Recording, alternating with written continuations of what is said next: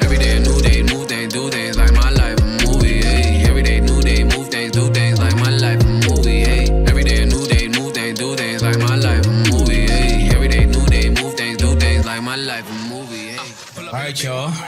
We are back here. Smoking Tingz podcast, episode blah, blah, blah. We're not counting anymore, right? Yes, we said last time. Okay. We're fewer. We're counting on but we're not counting out loud. Welcome back. We're here, Smoking Tingz Dispensary and Smoke Shop right here on 1705 North Capitol Street, Northeast, Washington, D.C. for all your adult recreational needs, flower, edibles, pretty much everything you need. So come check us out. But of course, it's also our studio for a podcast. We got a new face in here that's coming to help us out today. And we have our sixth man of the year over there, Big Chase. He's in here. But of course, we're going to go around and everybody give their introductions, and then we're going to get into the show. As always, I'm Ebou. I'm Black. I'm African. I'm a Virgo. Ebou Taal on social media. EBOUTAL should be coming up right here. And to my left, Jane Doe, if you're nasty. Yeah, Dr. Jane. Yeah. And one of our special guests today. Yes. Hello, everybody. Adding some more estrogen to the building. Yes, I'm Hellrellz, everyone, but I go by Lip Lock Cosmetics. My IG is at Lip Lock Cosmetics. Yeah, your joint's popping too right now. Of course, everybody looks. Yeah. I like the ladies being in the middle. This is a good look. Yeah. And they both chocolate. Yes. Our favorite. Yeah, this Big Rob 5826. Keep it knocking, but I ain't gonna let you in. Boom. And this your boy Eddie B, man. Showtime 13. I'll be sure. Showtime with a Y in time. Man, we here, we back, man. And Eddie's on Love Talking Slow Jams right now. Fresh as ever. Melvin Leslie voice. Big Chase, hookah extraordinaire, unofficial mayor of the city. That's a new tag. That's unofficial mayor. That's what he said. I love it. The takeover, man. Listen. Yeah. So he's hot right now. He is hot right now. So yeah, we're gonna get into a couple of different things today. We're gonna keep it light and casual and just see where things go. So this episode, where we haven't really done this yet, as far as the hosts and guest hosts kind of go into our own little stories. People got in bits and pieces here and there.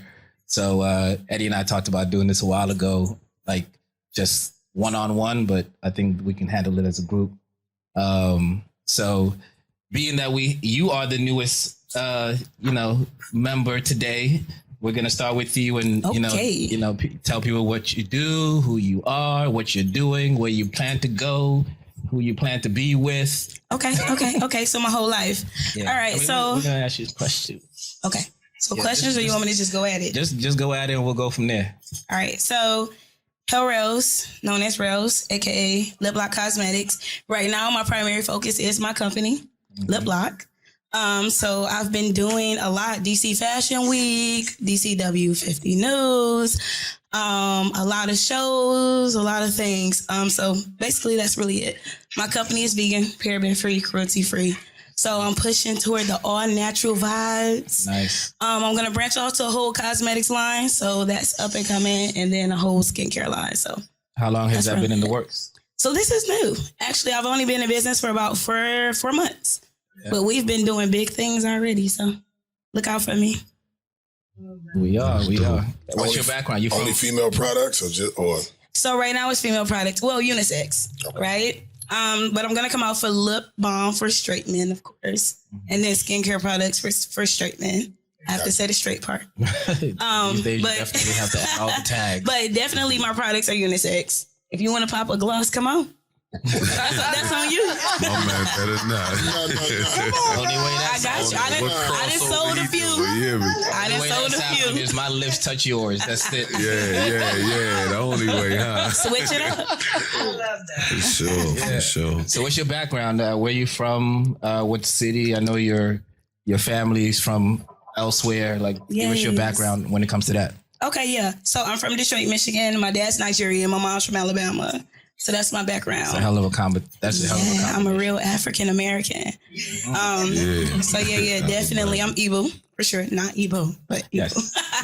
But yeah, that's my tribe. I'm actually going to Nigeria. My dad just booked the flight yesterday, but I'm going in December for a few weeks. Have you been before? I've been.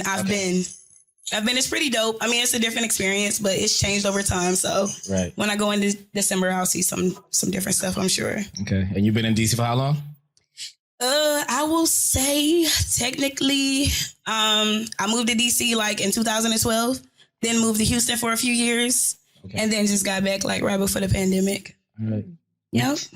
Because of work or just trying to figure out cities that you like? I was just floating around this entrepreneurship world. I just hopped around. We talked about this in one of our earlier podcasts about women just be getting up and leaving and going anywhere. When you have no kids and no commitment. But men don't do that. Bye-bye. Most they men be don't comfortable do that. with that. Women brave. They brave. They just go out there and know one person in the city and all of a sudden they can go move. Bye-bye. Yeah, when I moved to Houston, I didn't know nobody. I was just like, I'm out. That's crazy. No, how is that? Like, I don't understand. I don't understand that. Look, women are brave, man. They brave. You did it because you had to do it. But no. But what's crazy is I just had this conversation with my mother the other day because originally I'm from New York. Mm-hmm. You know, we moved here. And because your mother? Yeah, because of my mother. Mm-hmm. But I had family here. And we came down here one weekend for the first time, you know, for a little cookout, family cookout. And when we drove back home, my mother said, we moving to Maryland. Mm-hmm. And I swear, man, we got back to New York and I swear that whole week she packed up and we was out of there. And when I think about it today, I'm like, damn, you was bold. Like that took nuts. Like you just left all our family. She didn't have it in the works before that? Like and she said what was crazy is as soon as she had got back to New York, her job started posting like, you know, if you want to relocate. So she said it was just a sign. You feel me? But dope. You know, like you said, the women, man, they definitely bold and they definitely they can make it happen. Yeah. The girl will go to college, man, mess around and go home with her friend one weekend and be like, I live in Houston. What are you talking about? I mean, I think it's part of their DNA. They have to be brave to deal with us, I guess. So, we do. Nah, for sure. They got to be able to take risks and figure that shit out. And women with kids got to do what's best for the kids, school-wise and area-wise. And, you know, the shit ain't working up there. We're going because they got warrants. That's why we move. That's the only reason we move. They got warrants. You need to get away. Chase can get into that. Just kidding. On the run. All right. So Detroit came here in 2010-ish. Yes. Came and back and forth a little bit. Yes. And now you're here. You're locked in with Lip Lock Cosmetics. I am. And are you staying here? You go. No. I'm not staying here. First of all, DC is too expensive. Everywhere is expensive. Not really. I lived in Houston for 4 years. It's getting more expensive, but I prefer. So I'm going back to H-Town at some point. Oh. I'm going back. Not mad at that. But I love DC though. I wouldn't knock it at all. Yeah, you ain't making a bad choice with Houston anyway, so. You know, H-Town. I love a lot of motion down there, man.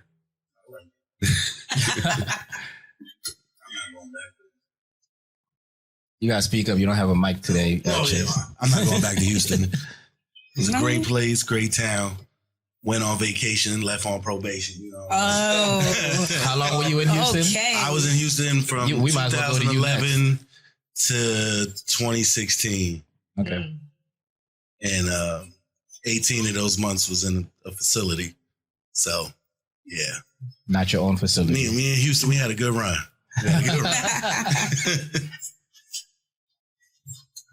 All right. But no, go back to Chase. We're already with you now. Mm-hmm. So, I mean, you've done the whole moving around stuff and we've gotten a little bit of your story, but not all of your story. We get some of it on IG. No.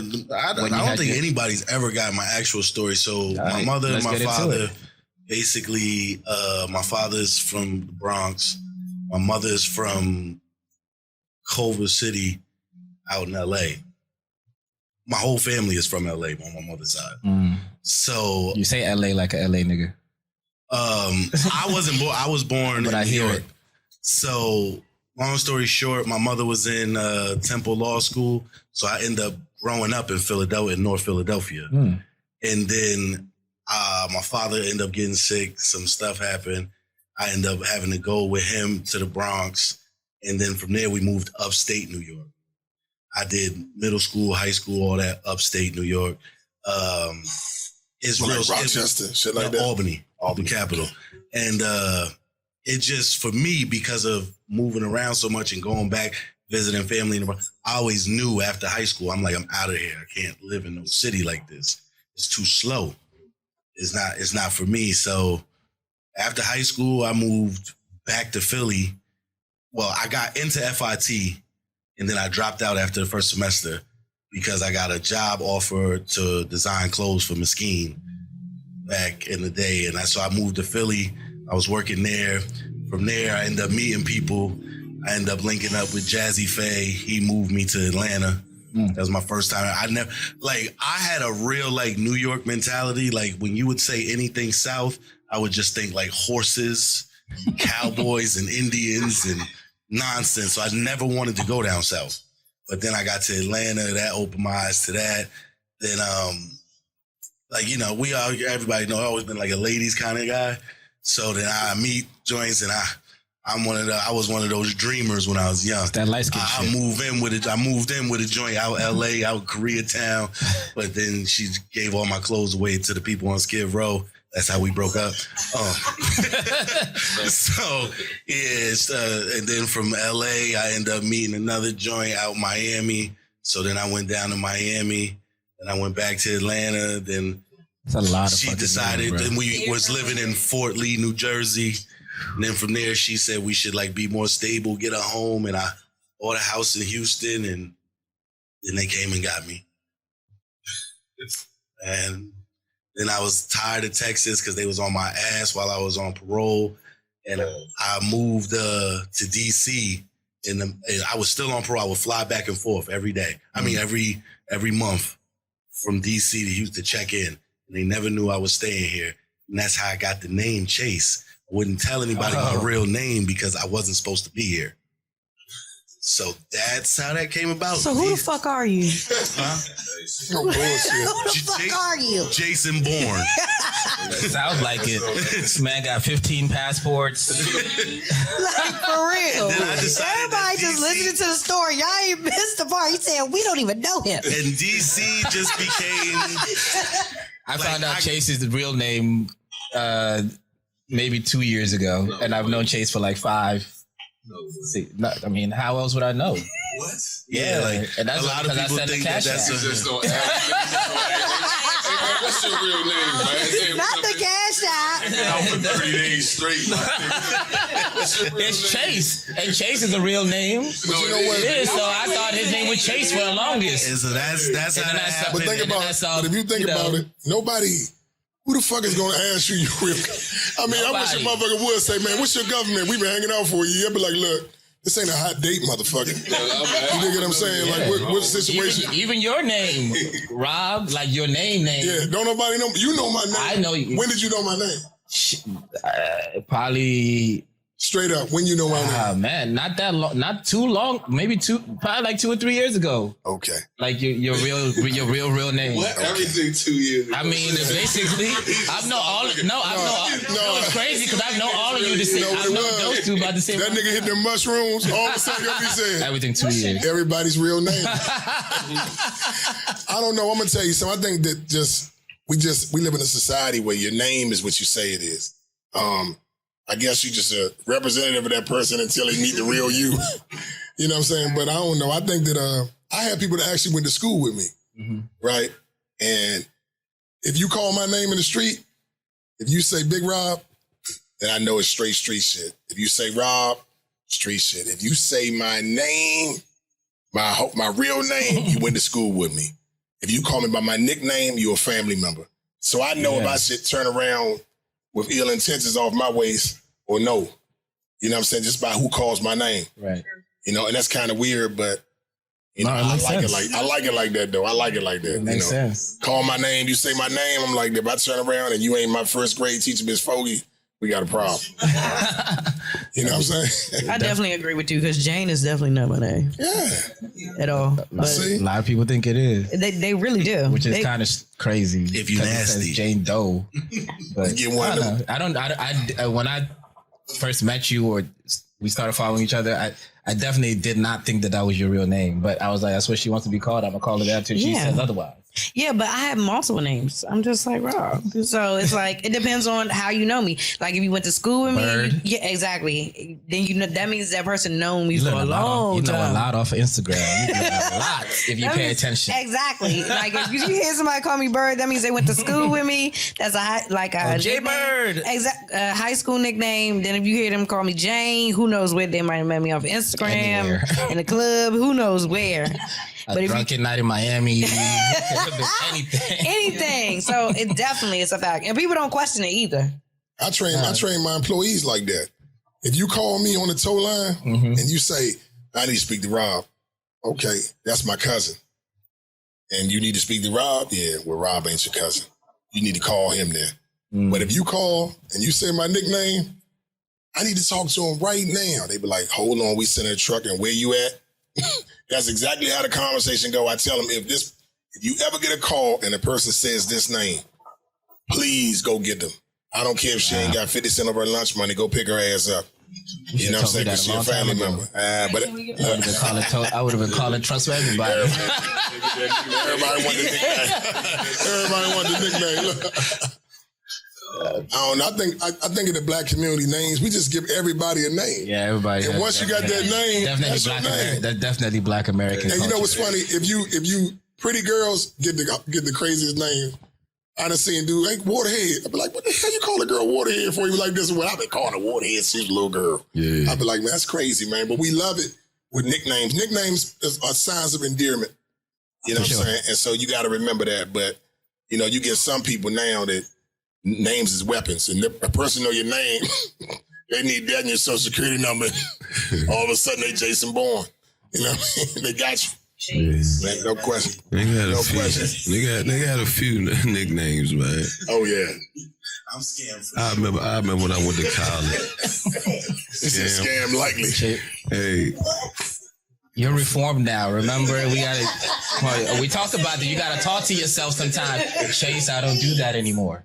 Just talk to yourself. We're gonna put him on the couch with all of his personalities. Oh my God. He'll be cussing him out. You ain't shit, yo. You know what I'm saying? Back and forth, look.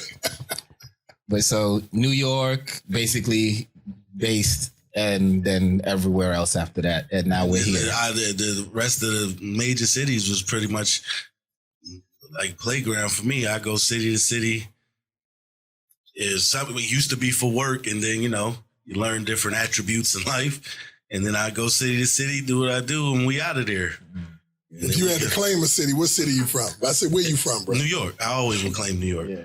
Because it like really made me who I am. My friend, like my foundation of friends, family. We ain't want your ass anyway. I thought you were gonna say Washington. We ain't want you anyway. It's almost a couple more years, and that I'm from DC. It'll be DC. Yeah. All right. Kill, mo. All right, man. Welcome home. I don't know. I'm a Washingtonian pretty much. It went through. I was in the military for a minute, so I've been a couple of other places when it come to having to be stuck somewhere. I lived a year in Miami. Outside of that, you know, born and raised here in the district, I live all over the city. Went to Benning Elementary School, Woodson Junior High, Douglas, McKinley, all that. So, you know, I actually, but I've been everywhere. I've been all over the entire globe. I never touched Africa. That breaks my heart to say that. Yeah, that's crazy. But I'm going to fix that. I promise. I'm going in December.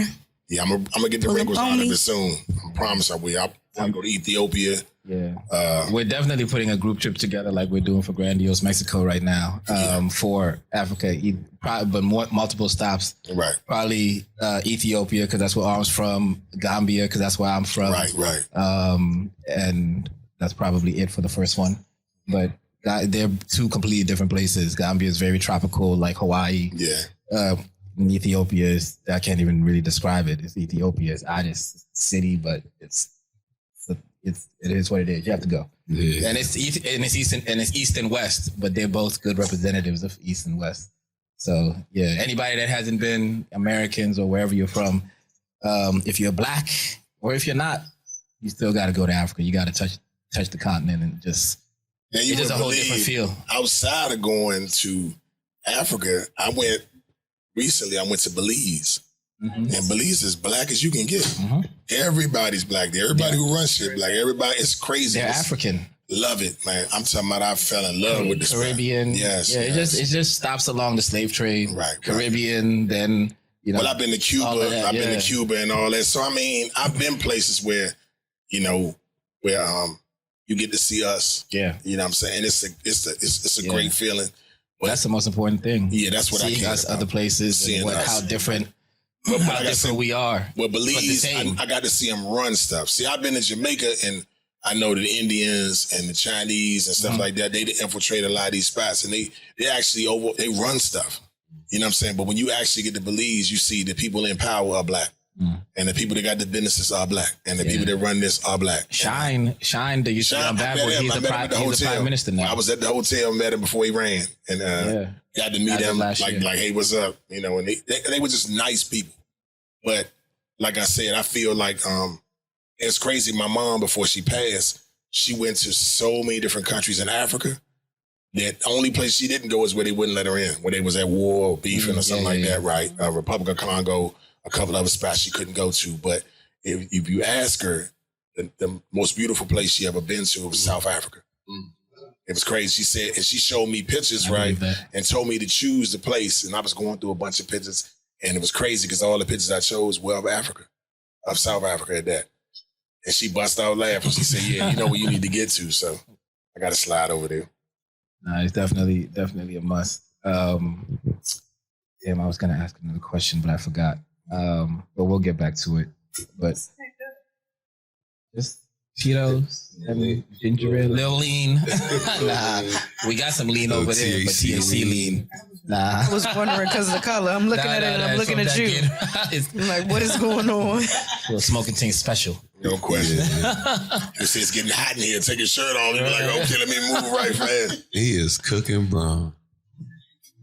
Well, look, so Rob, you kind of skipped through a lot of stages of your life right there, but I mean, throughout the episodes, people have kind of gotten your other past, from the military to the streets to but I'm businessman like to you know that though, like certain. I know that they don't know that. Well, the people out there know. It's not for the people out there that know you. But like this here, entrepreneurship. I think I never ever. I had one real job in my life. I believe. I think I had a job.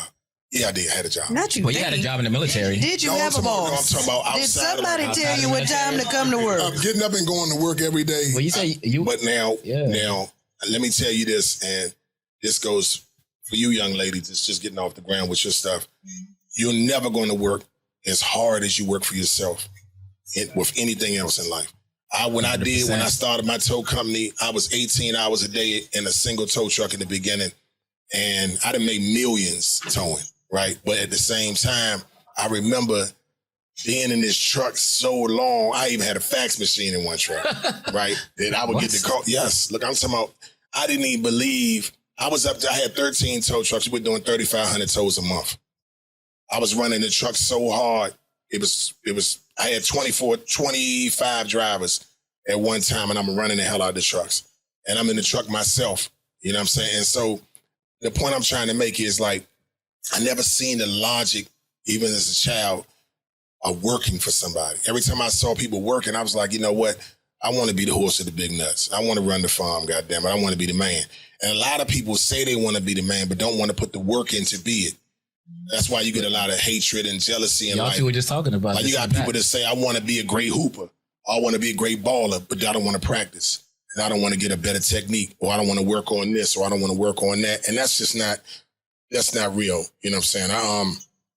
I dealt with that with my kids. I had to talk to them about leadership roles. If you want leadership in order for you to delegate responsibility to others, then you're a stupid leader. You shouldn't be a leader. You know what I'm saying? Leadership means that I lead from the front. It's hard to recognize a general because he's working hard as any soldier.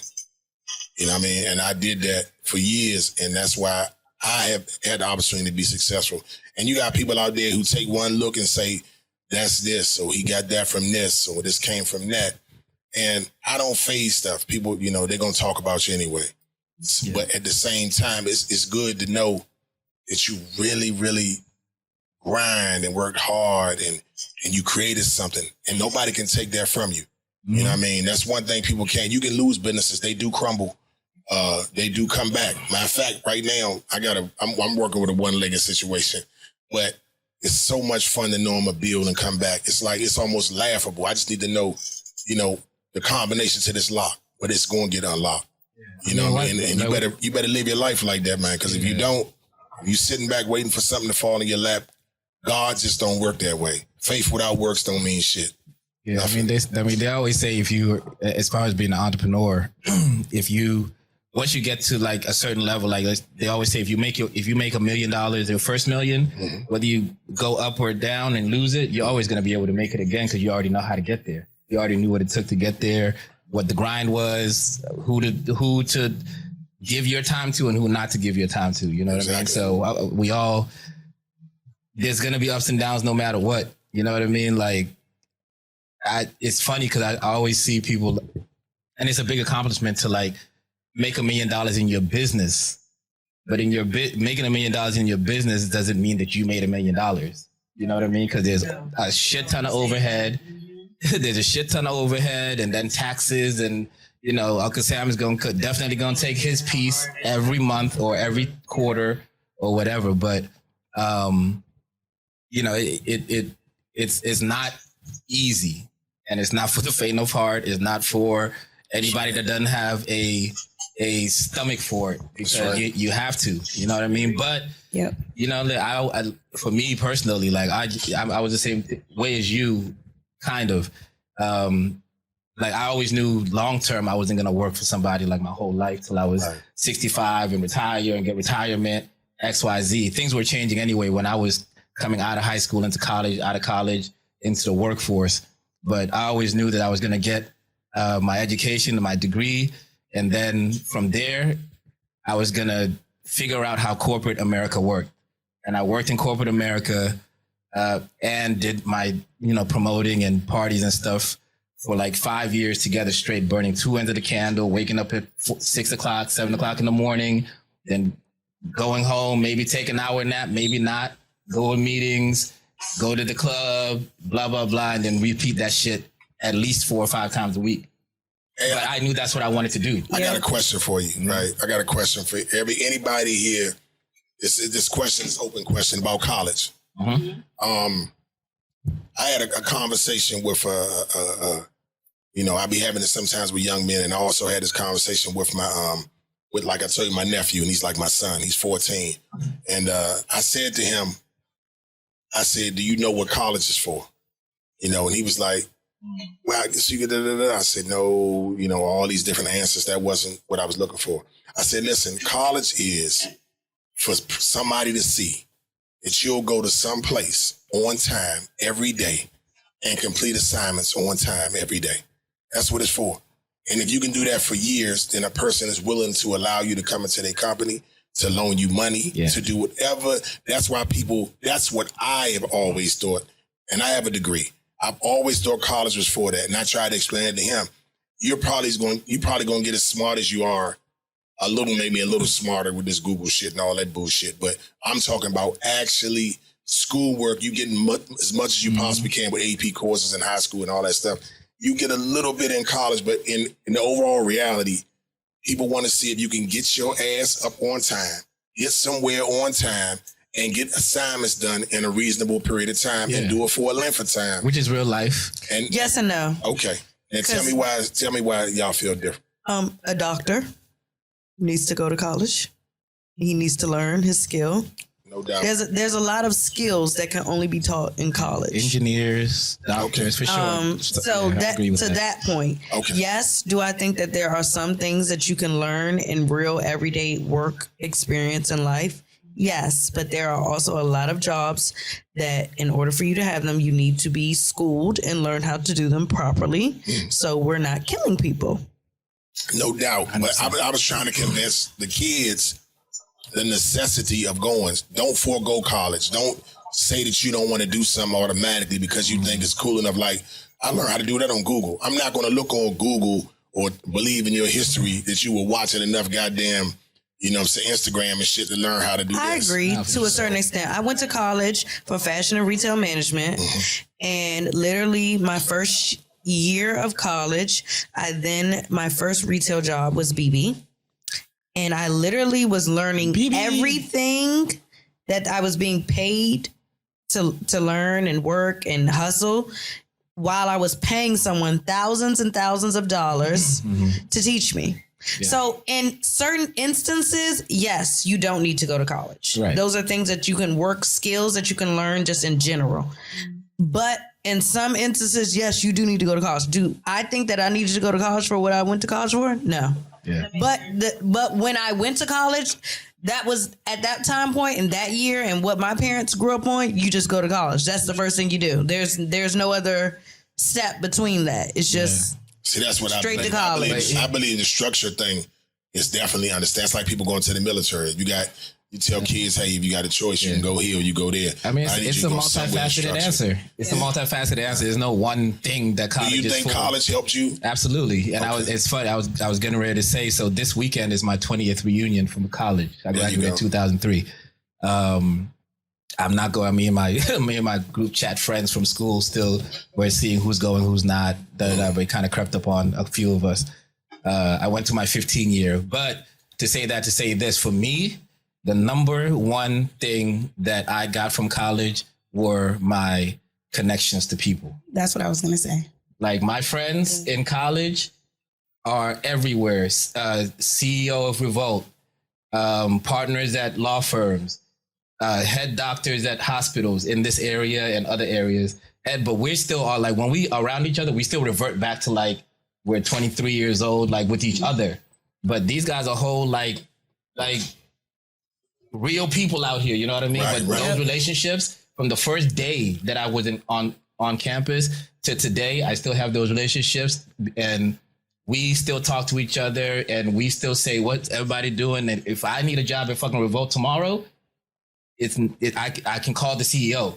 That's my friend, Detavio. Yeah, but you graduated from Duke, right? Yes. Okay, what I'm saying is a person that does not know you, right, that you came to, and they had to open a file, and that file showed everything that you have done in your young life or whatever, and it added up. What I'm saying is that's how they judge if they want to keep looking at you. It's definitely great for a business loan, for anything they're trying to do, that you completed something for a continuous amount of time, right? And they did it in a row. I'm not talking about people who know us or connections and stuff like that. So you're speaking of like in corporate America, like okay, so business period. If I want to do a loan, if you come to me about a loan and I'm talking to you, and I realized that, like for instance, if you wanted to hire somebody with your company, and you were like, you had this great chemist, and she put the best lip gloss, lipstick thing together. She was a chemist, but she worked for 10 different companies in 10 years. Okay. Would you hire her? Absolutely. That's experience. I wouldn't hire her because she's not able to stay in one company for more than a year. So this is where we talk about having a degree. Is it necessary or is it not? So I have my master's. I went all the way up to my master's, right? Yeah. I say from back when we were growing up, it was a thing to go to college. That's why I did it. Right. If I can revert back, I'll say yes for social relationships, for business relationships later on in life. Well, I'll say personal. But as far as knowledge, how many times did we take math class? Yeah. How many times did we take English class? Middle, elementary, and then again in college. I can't tell you the information I learned in college helped me today. I mean, I did go for business administration, but that also came from when I was a kid. I was hustling too. See, that's what I got. So I think on paper it looks good. Right. But in today's world, there are so many different things you can do now instead of put yourself in debt. I would say college today put me in debt. And I have to work that off. If I didn't have that, that's the other thing. I might be up on getting a loan for a crib or something. Would you do it over though? I would do it over. It would depend on the time. I would have. Back then, to get a job, I mean, you had to go to college to get into your career. Our generation, I think like the generation that's coming up now, that's like probably like 25 and younger or whatever, like it's different for them than it was for us. Like we had to that was the thing. Like there's no other way. Like you go to high school, no other way. You go to college. If you want a real good job that's gonna pay you close to $100,000 or more than that, you have to have a degree. There's no job back then that I knew of that you can just come in and have a even mid-level position. Then entry level, like you had to have a degree. Yep, and don't at have least a bachelor's, and don't have an African parent. Because my dad, like, you're either going to be an engineer. Yeah, so I did. Sure. I did 3 years, and I did about 3-4 years in chemical engineering, and switched on my 5th year. Did marketing in like a year and a half. But yep. Yeah, gotcha. What about you, EB? Big college boys. Yeah, man. But I went to college for something different. So I played basketball, and I got my bachelor's in criminal justice, sociology minor. And, when I was there, it definitely was for the relationship because my whole goal and agenda, was to make it, to the NBA or to play professionally. So, my whole relationship situation in college was different, but I get what you were saying about, the structure and, how they preparing you, to work in the corporate world, the real world and whatnot. But I never had none of those experiences, man. I probably had one job, when I was growing up. And, that one of our AAU coaches had a law firm, and I just used to go in there and clean up, man. So, I always been doing my own thing, and making it and living it out, So. Yeah, I mean, the whole college thing is very interesting right now, but with how much college costs now, it's a whole. It's damn near $100,000 a year to go to, and like not even top school, like any school. Like you're gonna come out for almost $400,000 in debt. And so the system is fucked up. Number one, like in other countries, they will pay for you to go to college, and all of that. Like here, it's not happened yet. Hopefully it does. But it's definitely like a money making. It's almost a money making scheme at this point. You know what I mean? Like you said, that's a damn fact. Yeah, I went to a liberal arts college, so all of it is based off of attendance. It's not based off of actual schoolwork. So being on time, being present, yes. Wow. A private college and liberal arts, like it's way different from going to an actual, state college. Yeah. Their accreditation is totally different. So looking back, yes, I would have not did it. And oh my gosh, college. She's having flashbacks. It was fun though. I definitely had a flashback. It was fun. I definitely just had a flashback. No, it definitely one of my Did you live on campus? Let me ask you that. No, my parents brought me with the car. I think that's another big thing about college also. It is and a the big type difference of school. if you didn't live on campus. Yeah, and I'm gonna let you finish, but I learned how to do laundry my first week in college. The girls that were were in my hallway, Christina and Nicole, they taught me how to. I was like, I don't know. I got the detergent. I got the bleach. You ready to mix your shit up? I knew where, like it went, like the laundry machine and the dryer. But I'm like, I might put how it made sense. That red jumpsuit with that, with what Chase got on or whatever. Like, so they taught me how to separate and how much laundry to put with the detergent and all that. Because my parents are African. My mom always did my laundry. I did like always. Like, I did made my own bed and cleaned my room and had my chores in the house. But as far as like cooking and like certain things, like I never did it ever. I didn't even know how to boil ramen noodles. Like that's crazy. I had to learn all of that. I didn't know how to do none of that. What? When I would, you were spoiled. That's giving rotten. What? You was a Rodney. How many siblings do you have? I'm my mother's only child, but I have 4 younger siblings. Rodney. Okay. Look, I ain't had to do none of that, but I knew how to do it. I was. Is watching. that better? He has servants at 15. But, that's crazy. Yeah, it definitely taught you responsibility, man. And it just all depends, man, on, where you at in life. Like you said, the kids today, they don't have to really take that route. You know what I'm saying? They learning so many different skills and, you know, coming up and being creative in so many different ways that's where the world going. You know what I'm saying? So it's just working for them. Little jokers can't change the time, bro. Man, listen, they gonna have a robot. They can't change the time because they don't want to learn. They gonna have a robot that pull up and change the whole time for you. A whole AI You know what I'm system. saying? Like, Just Google it. As long as you can create something, man, you're gonna be all right. Obviously, I didn't finish college. It was cool when I was there. Wasn't for me. I got like ADD, so it wasn't gonna work out for me anyway. And I couldn't take the regular, you know, you still had to take English. Man, I'm like, I'm not doing that. Yeah, I'm not doing that. That's not what I came here for. So, but I will say whether you had to do you had to do that at FIT. Yeah, first year. Yeah, See, that's what I'm talking about. Like, why? I came to liberal arts. You still have to take fashion school to learn fashion. Why am I taking? You still have to take those in first year. First year, all you still got to get me is fashion, accounting, and business. No, exactly. Every year you still have to take it the first year. It's a bunch of stuff in life that you're gonna learn that is unnecessary. Trigonometry is one of those things. Calculus. Definitely take a lot of math. Differential equations. Nobody needs math after school. What I'm saying, add, multiply, subtract. Somebody is for what we took. Yeah, right. No, I'm not saying That's that. true. Beneficial or not, from what I seen, whether a nigga went to college, whether a nigga was a street nigga, whether a nigga decided he wanted to open his own business, only people I seen quote unquote successful, you gotta buckle down. Whether it's school or not. When I say buckle down, like you gotta like really take whatever your craft is serious. Like this is gonna sound so a little bit ignorant. I wish I would have took hustling and scamming more seriously. Bye, dog. No. Okay, we're gonna go ahead and close out the episode with that.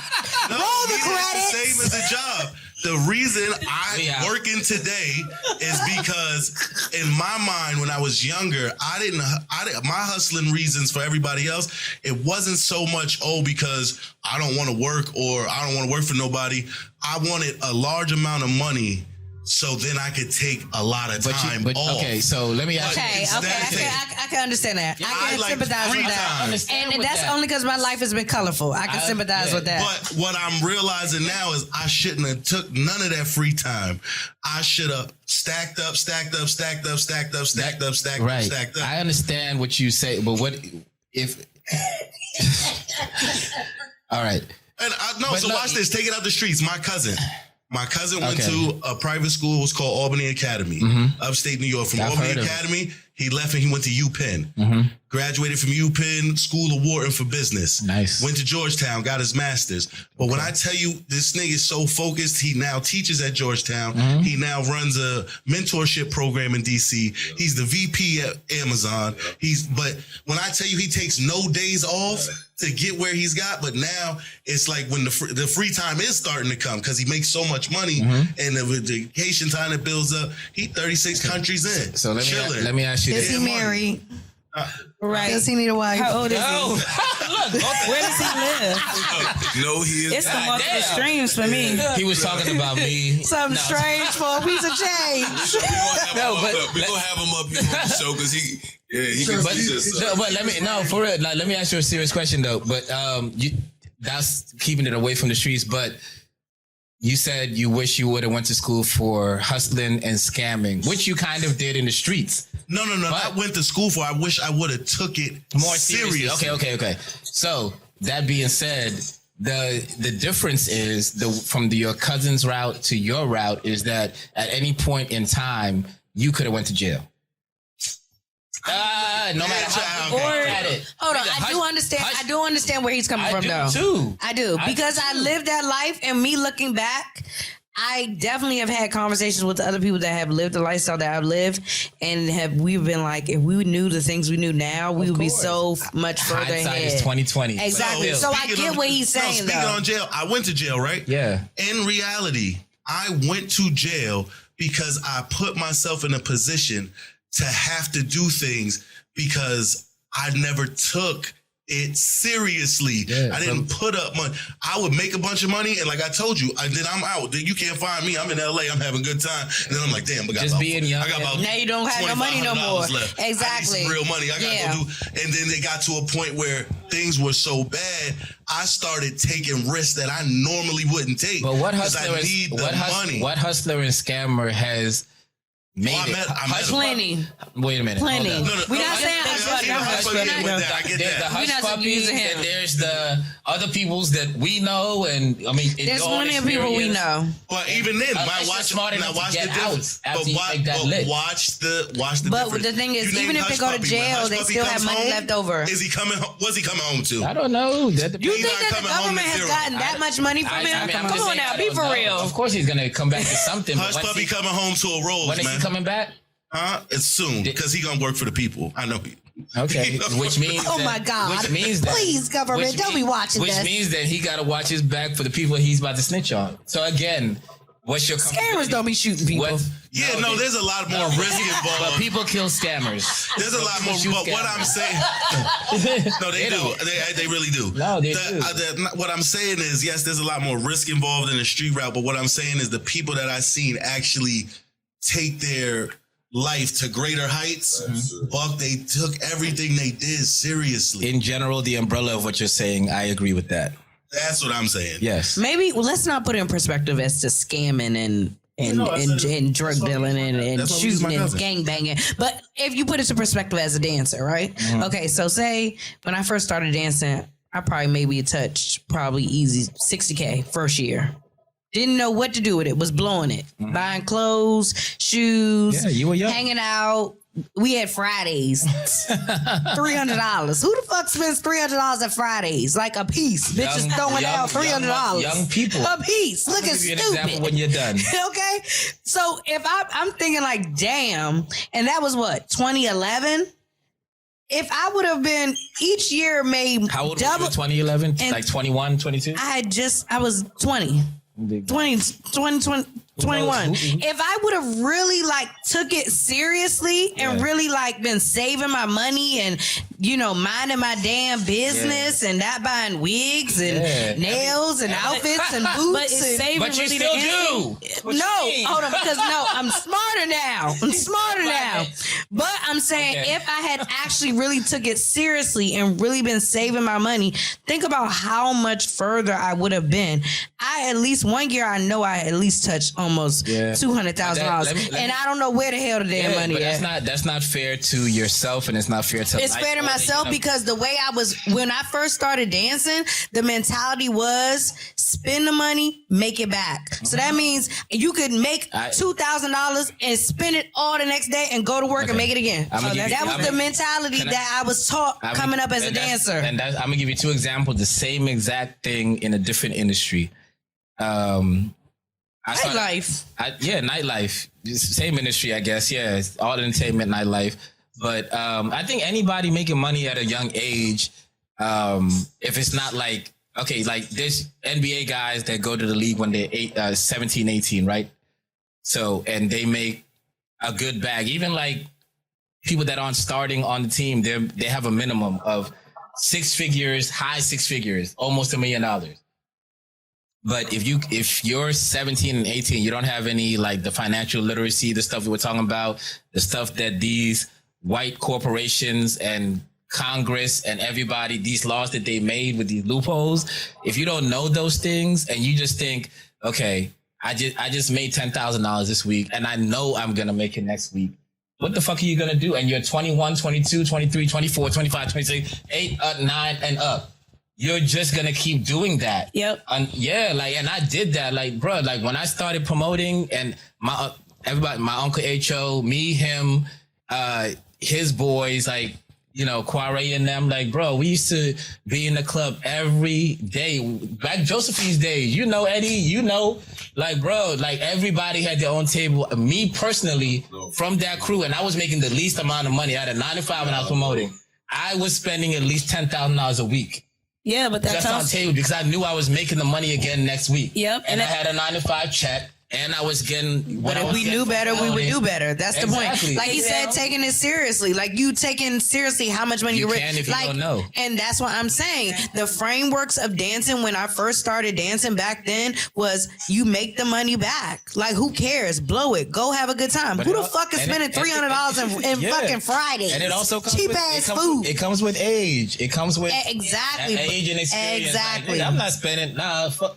You want to do what? Like these niggas know. They asked me to come out. We're getting a table and we're getting this and that. Well, how much is the table? Nah. How much the table? Let me say you something. know how much the table costs, I man. do, but I'm just asking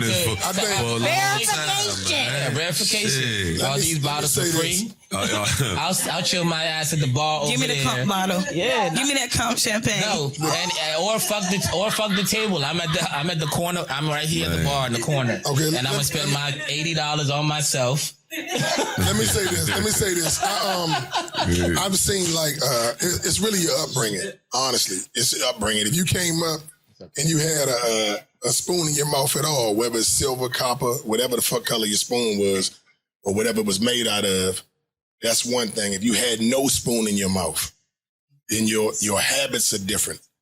I've been hustling since I was about 11 years old, right? And so I don't know what it feels like to not be on some type of grind, and everything I do, I take serious.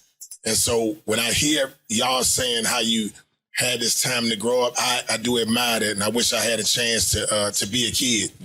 I didn't have a time or a chance to be a kid. I grew up in the, I was born in the 70s. I grew up in the 80s and 90s in D.C. It was a tough place to grow up at, a tough time to grow up. So I don't see like, I admire, I wish I would have had, when I went to college, when I went to school, I took this shit so serious, you'd have thought that I was going to war. You know what I mean? Because everything that I did coming up. It should be that serious though. Well, I'm talking about, but I believe. Yeah, but everything I do, I try to do to the best of my ability and put my best foot forward. And I may falter, but I never felt like I took this shit as a joke, especially when it came to the streets. You know what I mean? Because in the streets, you couldn't make a bunch of mistakes. All that, the way you see people moving around out here now, being disrespectful, treating women like shit. Listen, not taking care of their kids. That's just how they are. I mean, hear me out, but I'm talking about, but that's, you gotta sit back and look at it like. You couldn't do that back then. You couldn't, a lot of stuff you was responsible for your actions, bro. And I'm talking about somebody, you was gonna get checked on what you was doing. If you was in the street and you was playing games on the block where we was hustling, then you was in the way. And getting in the way means somebody got to move you the fuck out the way. You know what I'm saying? So if you, I'm using that as an example, but it's in the business world, it's the same way. If somebody's stopping you from getting where you're trying to get because they're not taking life serious, because to them every day is a table and a party. And don't get it mistaken. Anybody that know me know that we party hard. We do whatever we do to the fullest extent. The people who know me know that I got my habits. You know what I'm saying? And my habits, they pretty extensive. Well, I mean, cars. Cigars. Yeah, okay, that's cool. Oh, that's no. But I'm just saying, in the reality, what I'm saying is, I truly believe that be careful, man. Be thankful, but slow down enough to smell the roses, so you'll know what you got in life. Because I met guys. I knew a guy, he never owned a car, but his money was long as train smoke. He catch cabs everywhere. It's before Ubers and all that, right? And I remember me and him having a conversation. And he laughed about how much money I had. Like, he was like, Rob, how much money you got or whatever. How much money you think you... And that's the way he's talking about it. And I know he wasn't lying. We were joking about it. Remember the Rob Report, the magazine? I wanted to look at the Rob Report first. We were somewhere. And I was like, I just got it. I want to look at it first. And he says to me, it was kind of cool, though. He said, man, why don't you go ahead and let me check it out? And you look at something else and then get back to it. So I was like, no, I'm going to look at it first. He said, Rob, when you look at the Rob Report, what are you doing? I said, I'm checking stuff out. He said, when I look at it, I'm shopping. So we ain't nothing alike. So that was deep in itself. But to me, I thought that he wasn't enjoying his life and the money he really had. But in all actuality, we had different likes. But everything he did, he took serious. And he showed me that everything I need to do, I need to keep taking serious too. Yeah. Now, I wish I had that break when I could have went to college. In my first year, I did nothing and fucked up some free check that the white man gave you or whatever. That would have been fantastic. It just never manifested like that. You know what I mean? And so I kind of drill into my kids and stuff like that to enjoy life, to enjoy college and spending time with people who don't look like you and in fields that are not like yours. You know what I mean? But it does hurt me sometimes when I take certain fellas to the car dealerships who these are millionaire guys, right, who went to school and college, and they have no idea how to make a car purchase, or they have no idea how to take care of certain financial things. And I wanted to say, well, goddamn, you went to school this long. What the fuck did you learn when you was there? But at the same time, like you said, your focus is on whatever your focus is on. And I think as black people in general, right, we don't have a lot of procrastination time in our life. You know, procrastination is the enemy of success. Deviation is the enemy of success. People, whatever you into, be serious. If you selling quarter waters on the corner, don't forget the waters cost 10 cents. You dig what I'm saying? If you can sell them up to $1, that's a 900% increase on your money. You hustling, bruh.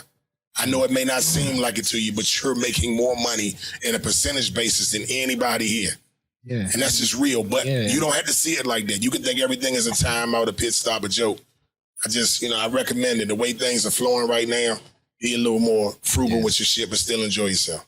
And I think bottom line, just my dad always told me this, like he didn't care which way I went. My mom, of course, she's African. Both of them are, but my mom is way more traditional. Wanted me a doctor, lawyer, engineer, blah, blah, blah, blah, blah, blah. And I of course, throughout middle school and high school and some of college, I was like, hey, doctor, yeah, I'm going to do that. And then I started taking the classes in college. I'm like, after organic chemistry and physical chemistry and all that, I'm not doing this for the rest of my life. Yeah. There's no way. And I got to be recertified every 4 years. Yeah. I'm not taking tests the rest of my life. You know what I mean? So I knew that wasn't for me at that point. And I got into the business side of things. But my dad always told me, just be the best at what you do, or one of the best. You know what I mean? And that was it. So when he told me that when I was 17. We were actually taking a trip up to Dartmouth because he went to Dartmouth, and I had like a scholarship situation over there, but I didn't want to go there because it was in the middle of bumfuck nowhere in the woods in New Hampshire. So I'm not being in cold 20, negative 17 degree weather for 6 months out of the year. But on the way up there, he was like, listen, you can do whatever you want to do. I don't care. Just be one of the best at it and make sure you're committed to it. And that's it. And from that point on, I was like, okay, say less. Yeah. You know what I mean? And then I could say for me, like, it was really, my parents really taught me, like, who you hang around. Who is your crowd? And I can say, like, till today, my bright hand men from, like, high school are in their careers. They're up and above. They're running businesses. They're married. Some of them married with kids. Some of them not. But very successful in what they do. Mm-hmm. So, yeah, we all went to college. We may have a college journey. But, like she was saying, depending on your depending on your major, you went for engineering, cool, you know how to push that. But if you go for like marketing, dance, or different things like that, they don't teach us the daily things, or even any major. They don't really teach us the daily finance things, like how to do your taxes, right, or like how to change a tire, or how to cook noodles. But the daily shit things that we really need to exactly. They teach us the stuff we normally don't use. Yep. And it's like we said, there's different paths for different people, and or you choose the wrong path. Yeah, and you fuck it up and then you figure it out.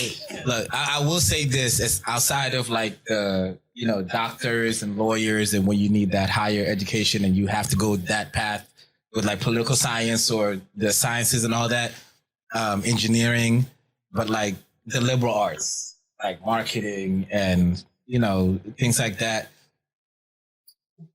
You can learn those things. Mm-hmm. I chose not to go to business school. I applied and I got in to the place I wanted to get into. I chose not to go. I deferred for a year because you can do that. And I was like, what am I going to learn over here? Because business school is basically a microcosm of the world. So you are in a room like this with different people like this with different experiences within business and life. People had jobs, people had businesses that went well and they failed. Yeah. And well, I mean, you can speak to this because you got the MBA. Yeah, I do. Yeah, I do. And it's just like, let's share each other's experiences. Let's put a scenario out there that I know because I worked at Fuqua Business School like as a work study. You know, when I was undergrad, so I was like, oh, business school is just like, it's just telling you what the real world is. It literally was just classes they gave you. So even for me going to school, I didn't know what I wanted to go for. First of all, I was 17, I think, at the time. And I'm like, what are these majors? I have no clue. Let me pick. Well, then I had my father tell me, well, do engineering. I'm an engineer. All right. Did it. Which is what's the most. And then I'm like, I go in chemistry classes and I'm doing the labs and I'm loud. I'm walking in like, hey, everybody, what's up? And they're nerds. So they're looking at me like, oh, who is this girl coming in here loud? We're just working on our, they were like introverts and I was an extrovert. I didn't feel like I fit in. So then I went to my counselor like, listen, I'm doing the work. I can do it, but it's not me. Mm-hmm. Switch to marketing. I'm like, it's me. Graduate. I'm trying to apply to this job. Oh, no, we're not hiring you. Like, you know what I mean? Because of what your major is, So it really just depends on like the kids going to school. They don't really know what major they want to go to. Now it's so many of them now. It's like, does it even really matter? Who knows what they're going to do at 17? Who knows? It's just having a degree. But I'm going to say, I hate to keep using him as an example. He knew since like 14 what he wanted to do. This your cousin. What school he wanted to go to. Yeah. He already had a vision. That's what I'm saying. Some people are like this. Like he sets goals. Like till this day, he sets goals. Like by the end of spring, I need to be doing this, that, and I always knew. And completed this. Like he's always been like that. And that's why I was just like, I can't find it I couldn't find it in my bones back then even. Right. They're like, what you want to do? I'm going to Miami. You want to make money. I'm going to Miami. No, what you want to do with your life? I'm going to Miami. But see, I had two sons. My two sons, right? I had one. He was like all over the place at like what he wanted to be. I had my oldest son. He went to school he was a robotic engineer. He's a robotic engineer at AT&T now. He knew what he wanted to do from the moment that I asked him. He never changed it. It was kind of weird. I thought that it was like to be his focus. Though. I love that. Would it be focused? And it's weird because his first woman that that's his woman, and he married her, and they've been together. And I tease him and joke with him all the time, but I admire his tenacity. I admire his drive, his determination, and to be that young and know what you want to do. Now, with all of that being said, when they had these big movements and shifts during COVID, just before COVID, when all this stuff wasn't looking too good, and people were losing jobs left and right and stuff like that was going on. His wife left him? No.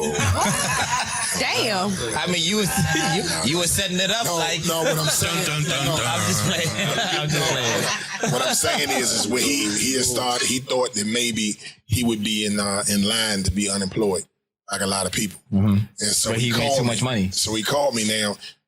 I told him, I said, listen, I got you, but I noticed that even though he never wanted to follow my footsteps, didn't want to do a lot of manual labor when it came to like towing and stuff like that. Even though my company was vastly successful, and especially in his eyes, and he was around it all the time, either one of my boys wanted to do that shit. They wanted to do their own thing, but both of them end up returning to like, hey, can I get a little help here? And I'm laughing because I love the fact that they saw something in me, maybe the work ethic or something to make them want to come back. But I do love the fact that they followed through with something. Of course. You know what I'm saying? I think that everybody needs to finish. I don't care what you do, find something that you finish in. And even if you switch up or change up, you know what I'm saying? The only loss is not completing something. Trust me. If you don't complete all that switching your electives and stuff, switching, things like that, I respect it. I mean, you're supposed to. Easy. They expect you not to. I switched my major in school. Whatever you say freshman year, it's not what you're going to be the end of That's understandable. But I can say I'm definitely a person that I went to school for exactly what I still do now and been doing it forever. And I knew what I was going to do even in middle school. What did you go to school for? I went to school for fashion and retail management. Okay, and I've always been... What you do? Yeah. Exactly.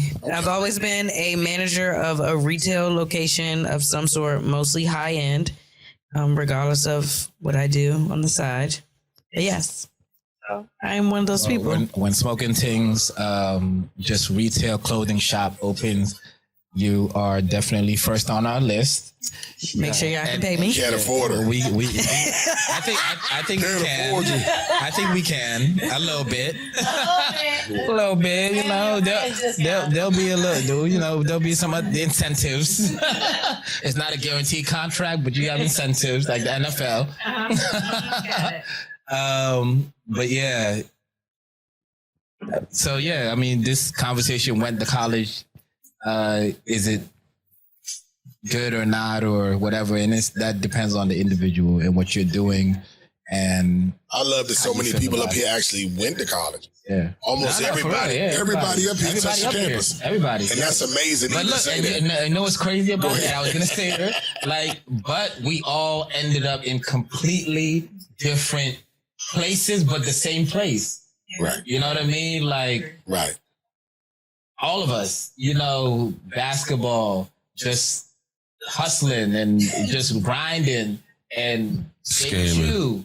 Yeah. You know what I mean? Hustling and grinding and figuring it out and getting to that bag. Right. And masters, lip lock cosmetics, government work, retail, you know, and you know, it's a lot of steps to get through that journey, huh? No, it is. I mean, and I think that's the point. Like, we all, it goes back to, we at 17, 18, 19, college, like I said, again, I'm going to say it again, college for me was the experience. I wanted to go to college because I wanted to go to, I didn't give a fuck. I didn't really care about the degree, but I wanted to go because I wanted the experience, and I did, bro. Like, I would do that shit a million times over.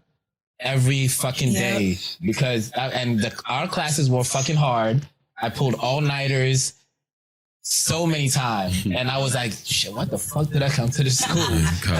College was vicious. Jesus. So you mean you got up every day on time to get not every day, but most days. Completing assignments. Doing everything for years, like I said from the beginning. Not every day. Someday, but that's the thing too. You gotta learn to be like, okay, I gotta get up. Like, sometimes I would just like, I'm not going to class today. Yeah, I was skipping. But you got your information. But then I would wing it. You got your information. And there were people cheating. Can you send me your notes? Yeah, there were people cheating. You got them notes. You got that. People cheat every day at work. You can cheat. You can skip. Do it later, crunch. By midnight, you got to have it in by 11:59. Exactly. Start at 10 p.m. And that's when we were writing shit, not submitting. It's different now. Now they can just put it in. We back to what I said from the beginning. Last minute. I think you got it every day, got somewhere on time, got assignments done, no matter how you had to get them done, and you did it for years. We did have to have some type of structure. You are absolutely correct. Yes. Who was that? That's what it all. Oh, it's in my fabric class. I'll never forget that. All right, it was fabric and ass whoopers. I'm like, it's different. That's a good topic about that. Yeah, but I'm gonna switch gears a little bit because George, our fabulous producer, has sent a question that I just want to pose to the whole group right now. Completely switching directions, by the way. There's no good segue to this. Yeah. So since we do have another lady here today, what up, though? Yes. So we're gonna get both sides of this. We're gonna get both sides of this equation right now. So ghetto in here. It smells real ghetto. So there's no context to this question, but take it as it is and just answer the question. Just for you. So, to be desired or to be cared and concerned for? It's deep. Think about it. Hold on. Which one? Do we prefer? Which one would you choose? Yeah. Which one? So, I'm going to say it again. To be desired or to be cared and concerned for? Okay. I know how I feel. Everybody. The women can go first. Girl. No, we gotta let her go first. Yeah, the women can go first. Girl, boy. Girl, I'm gonna let you start first. Okay. I would prefer to be cared for.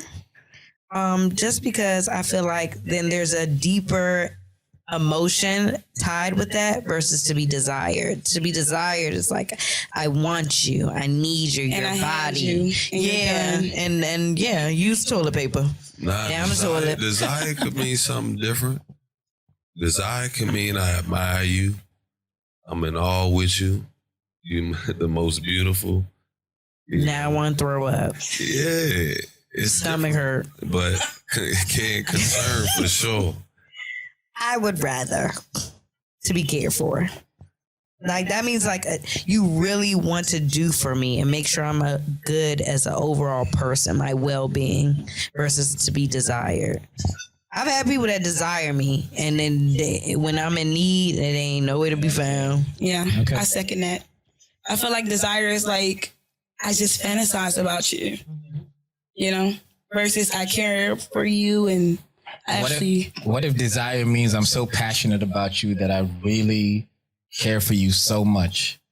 So we're adding care for that in there? Exactly. So we back at the beginning. Desire, I mean, it depends. That's what I said. It depends on your definition of desire and I don't think desire is the same thing, though. No. Okay. I don't think desire is the same thing.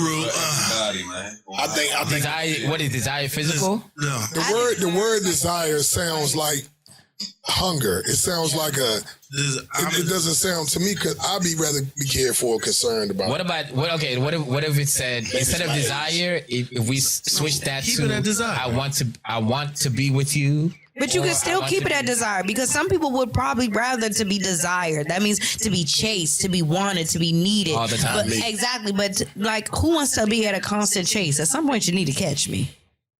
It's like a fish. Maybe I can't desire you when I catch you. But some people don't know how to desire someone after they catch them. Usually they get lazy. I have a take on this, but I'm gonna let Chase say what he got to say first, and then. So I look at it like this: it is.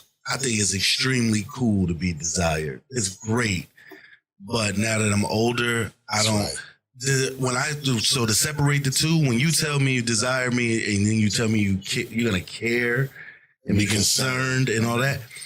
One is you desire me. That's a personal. That's your reasoning for being here is your own reason.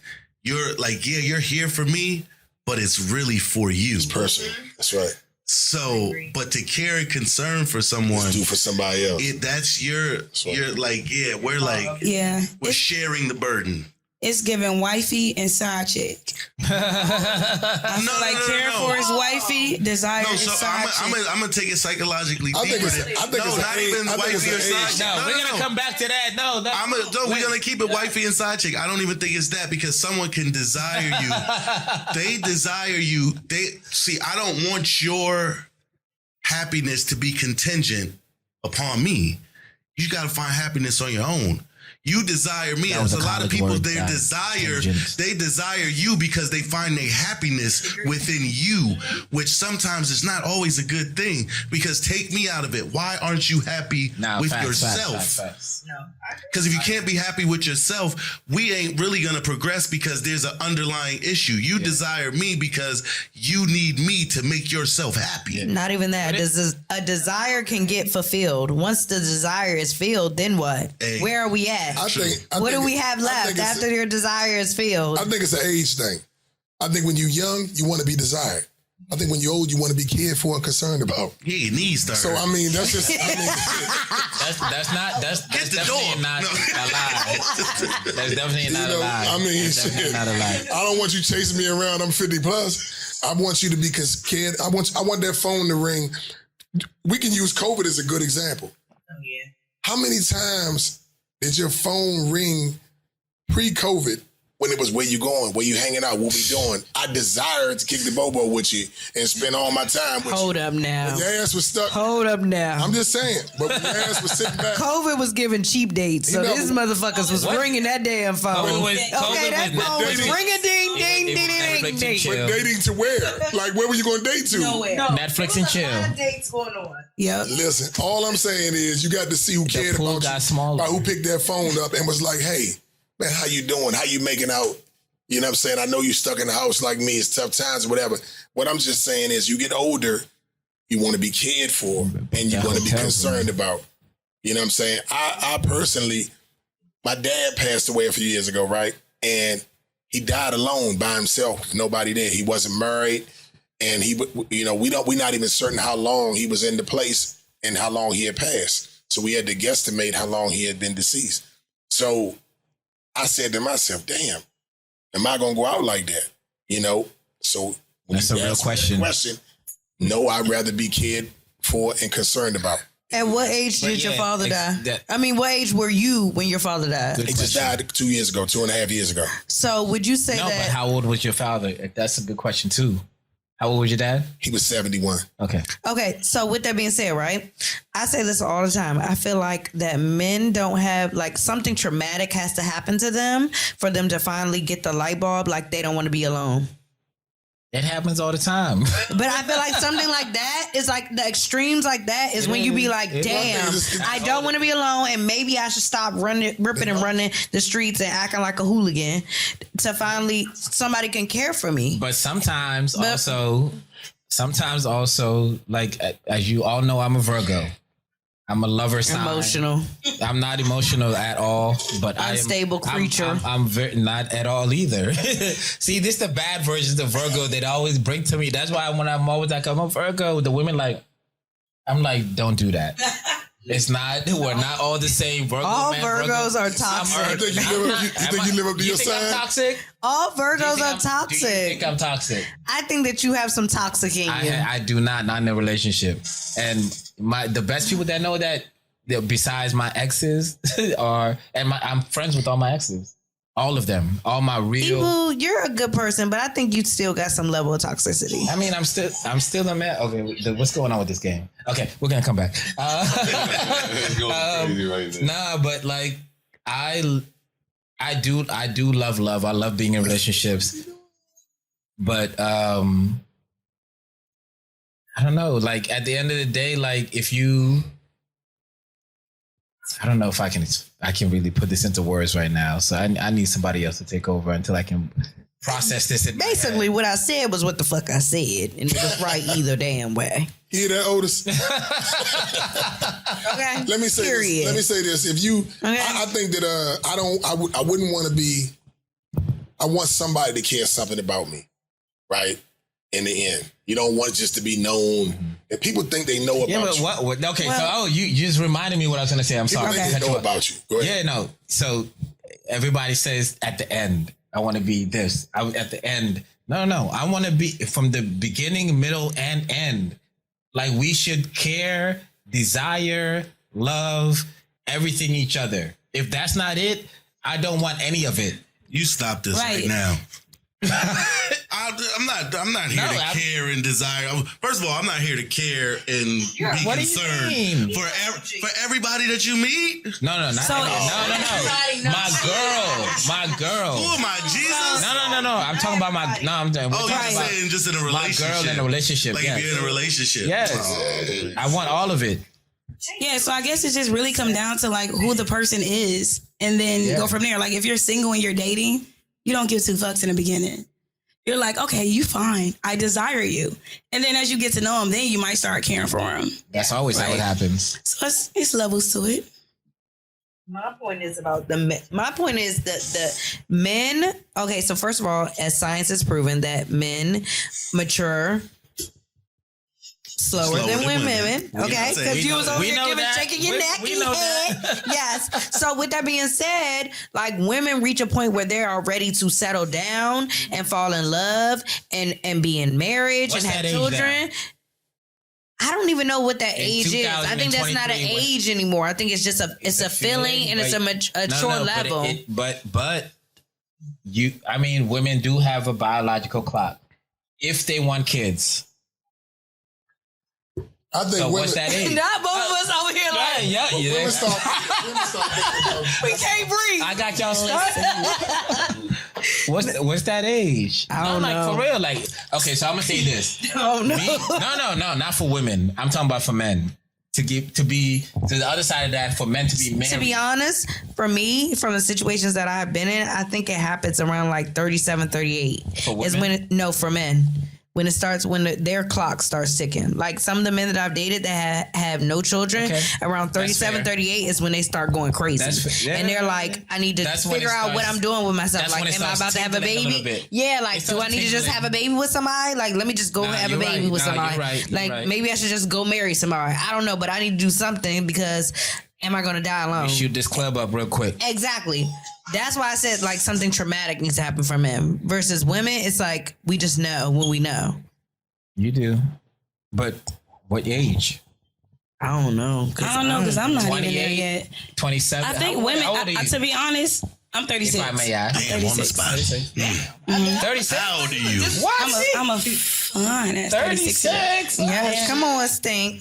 Ow. Does this? Yeah. I will say for women, Lip Lock Cosmetics. Okay, you see, get my products. Yes. Now I would say, quote unquote, 30, but.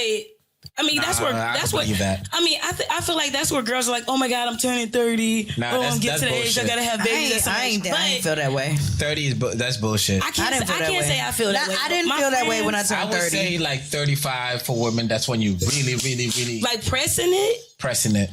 That how y'all feel. Well, you can speak for women. There's women that are. Me? I can't speak for. You ain't gotta press it. What? Your chances for fibroids will be much higher though. I know this from experience. What? Wait, what are you talking about? Go home. Having a baby. The older you are as a woman is the. I mean, every woman's life dream is not to have a baby. So let's start with that. I'm saying, but when you all of a sudden come to this conclusion at 40, it gets complicated.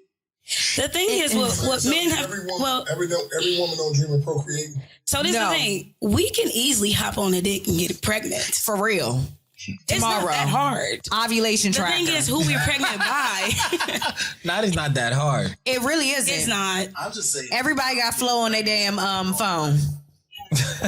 A woman got It's an app called Flow, and most women have it. Yes. And we can definitely go make a baby if we want tomorrow, today, yesterday. Or we can just not take the morning after pill and end up okay. Let the guys know what Flow is. Flow is an app basically that you use to track your period, and it also gives you your ovulation. It gives all types of things that you need. I got Flow on my phone too. What? Cut it out. So, shout out to Flow in case you want to sponsor me. Flow. A man don't have the Flow. No. But your girl got the Flow, right? Okay, so I need to know. I definitely date a guy who used to track got my days. You got Flow, I got my days. So you track. Can I? Oh, you got my days? Listen, I got my days, girl. Okay. Shout out to my days. But the thing is, so we normally track that for our menstruals, but it tells us when we're ovulating. Listen, can I shoot this club up today or can I not shoot this club up today? I'm saying, but the point is that we can get pregnant whenever we want to get pregnant, but who do we want to get pregnant by is the question. So he's saying that, it's a clock in the back of your mind, like.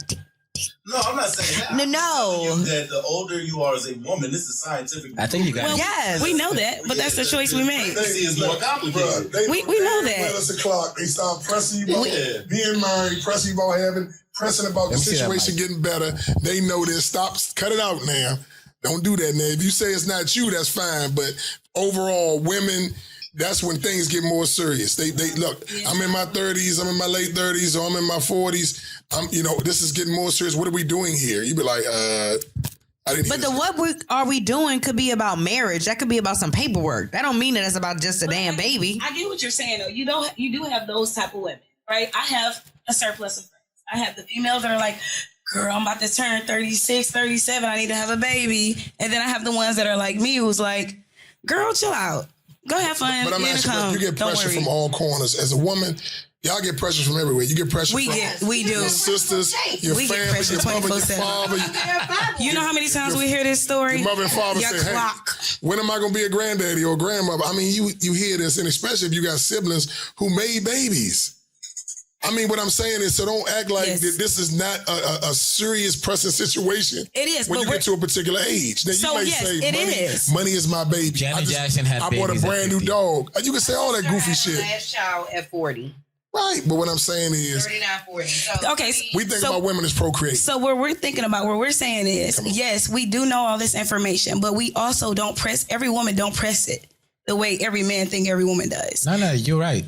Right? It's dangerous out here for y'all and us. yes. Everybody don't want to have a baby with a girl. Listen, everybody, listen, I'm 42. I'm 42. I'm turning 43 this year in September. And but some of my family, some not, and some of my friends are like, what, Jeff? I'm like, because I've been careful, because I don't want no baby mamas ever in life. And women, we have our times. I will be honest. I've had my times where I was taking morning after pill like it was candy. Right? Because the dude was trying to get me pregnant. Sneaking and getting IUDs because the dude was trying to get me pregnant. Could have been multiple times. Right. But who wants to be stressed? If I would have had a baby, my damn baby daddy would have been in jail for 15 years. I would have been raising a kid by my damn self. But yes, we know about the clock. We'd be like, James, sit right here, James. Sit your ass down. Sit your ass down before I call your dad. Let me call your daddy at the jail. This him calling 911 jail phone. The next 2 years, it's a wrap. But yeah. So at this point, probably sure. If I got pregnant today, I wouldn't eat no more than after bill. I mean, I would be fine. But again. Not necessarily because it's a clock. It's where I am. It's where I am in life. Okay. That's where I am. Let me ask you this. Mm-hmm. So didn't I just say about that age? You just made a big comment. Yeah. Exactly. So I just proved my point, right? Mm-hmm. Okay. Yeah. You know, financial everything coming together the way you want, right? Right. It's still this ain't make the guy no writer. He's still Mr. Wrong or Mr. I'm not sure. But what I'm saying is the time. See, when you in life, look at my hands in life. Did you see this? Mm-hmm. When I was little, I wanted to be an astronaut, all kinds of silly shit, circus clowns, everything. It was attainable. That wasn't silly. Don't say that. It was attainable. Older, right? It was. Things got more and more important. She got more and more serious. As I get to a particular age, boom. Like I said, when people just had COVID, some motherfuckers just wanted to live. Things get real slim on what you care about and what you want in life as you get older and the clock. Yes. So we're talking about the clock ticking for both women and men or just women? Well, from your perspective, it had to be from women. You couldn't tell me. So if we think overall, of course, when we get to a certain age, I'm pretty sure all of us can agree that we want, if we don't have kids or we want to have kids by a certain age, yes. But men don't. Men actually can say, I don't want kids. We couldn't make the little motherfuckers anyway. We actually can say, I don't want kids, and it'll be fine. Not the little motherfuckers. I mean, you know what I'm saying? Lost. I feel like I'm in Candyland. It's not making sense. I'm going to take this handle. What? I'm trying to say, you can say you don't want kids, and he go what? I know a lot of guys who, when they look in your face and say they don't want kids, I know he mean it. Every time I hear a woman who's older and say she don't want kids, I have to double look at her because I don't believe her. What? I'm just saying the truth. Oh, are you saying because she's older, she chose not to have kids because she can't? I didn't say that. I said because she's a particular age. I just don't believe women. Listen. So what age do you think at that age that you don't believe there are statistics a guy can make a baby until he's 100. So there's no limitation on when I can't make a baby. I can make one of them little jokers. Lord Northeast can come here when I'm 80. What? Yeah, but see, that's also Northeast gonna be a little slow. That's why we still shoot at the club at 80. But that's also because your role is different as a man. We gotta carry these motherfuckers. Right. I don't want to be 50 or 80 carrying a baby, even if I could. I don't disagree. And that goes into the whole situation. Are men supposed to be with one woman or multiple? We're not getting into that tonight. We're not. Baby be having a hole in his heart. You know what I mean? Like, are we still? 7 years old. In Africa, some of our parents have 1, 2, 3 wives. Oh my God, it's getting out of hand. It's getting out of hand. I'm not doing this with y'all. Babies at 85. Like what? Oh no, they're definitely pregnant. There are definitely niggas in the tribe that haven't been. Listen, I know somebody right now. My old. This is one of my OGs. His uncle, who is 78. He has 3 wives. 30, hold up. 33, 29, and 43. He rich. I mean, African. Is it a check? He's not. I mean, it's. Yeah. He got that. He's doing fine. He got He's that doing check. good. But It's a check. he put a 33-year-old like. If he is 80-something years old, he put a 33-year-old. It's a coin. 70-something. 70-something. It's fair. It's a coin. We both got the same expectations at the same points. So They still.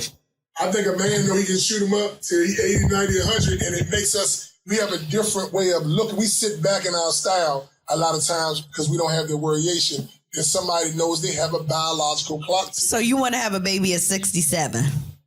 What I'm saying is, if you was to be 67 years old, option. You don't. But do you want to do that? But I have the option. But do Even you if want I to had do the that? option, I wouldn't do it. If I'm 100, If you were 100, out and I put the blicky out and I say add water, bitch. You can add water. It's gonna be good mix. What I'm trying to say is that the whole point is that you're pressed about a particular time your body is not able to do a task.